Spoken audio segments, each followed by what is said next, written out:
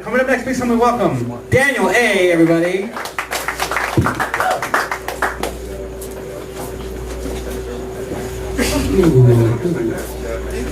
It's the first time coming up here. I love places like this because the bathrooms are so small. I almost washed my hands in the urinal when I got here. But anyway,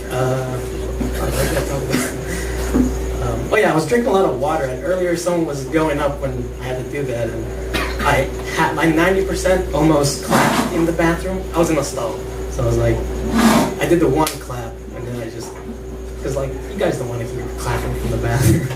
You know what I mean? It's like, it does nothing, I guess.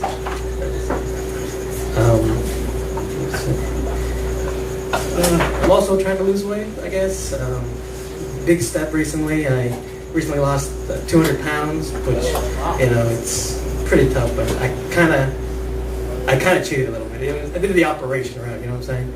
And, you know, it's like a little cut here, and then, you know, all your problems are solved kind of thing. And before the doctor was like, it's kind of scary, because like the doctor was like, you know, taking this part away from you, you know, it's like losing a part of yourself. And I was just like, you know, and then, you know, I kept hearing this voice next to me always saying like, don't do it, don't do it. And I was just like, fuck it, this thing's always like weighing me down. It's like, fuck it, I'm just gonna do it. And, you know, I feel a little happier now. Never wanted a brother anyway.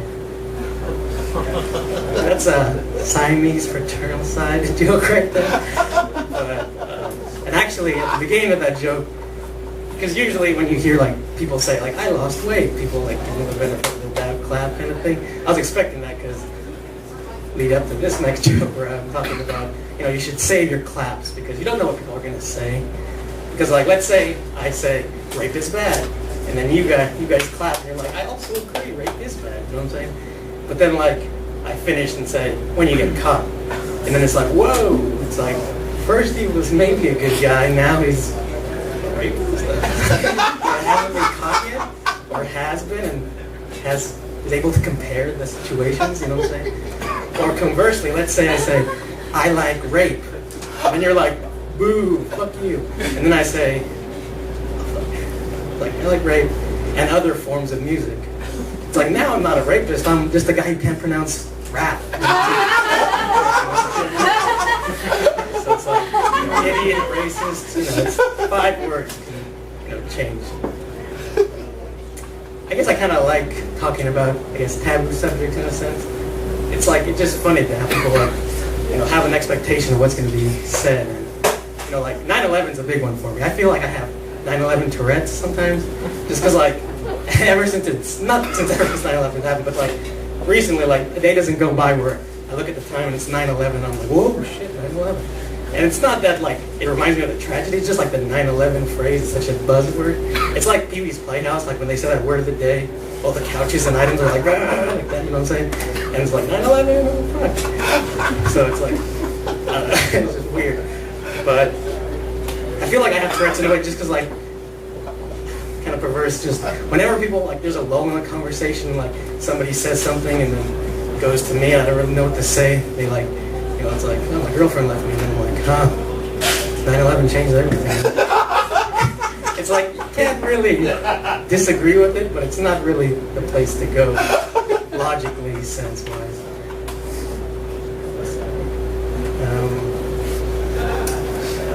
I was gonna say, like, you know, if we were gonna do claps, you know, give a hand for people in the front row, because I feel like whenever I'm like at a stage place, it's always like I never want to sit in the front row next to the comic, just because, you know, whenever if you have the microphone, you can say whatever you want. You can be like, I saw these girls kill the guy. You know what I'm saying? They killed somebody. And it's like you could like try to talk back and be like, no, I didn't. It's like I have the microphone. You know what I'm saying? I can say whatever I want.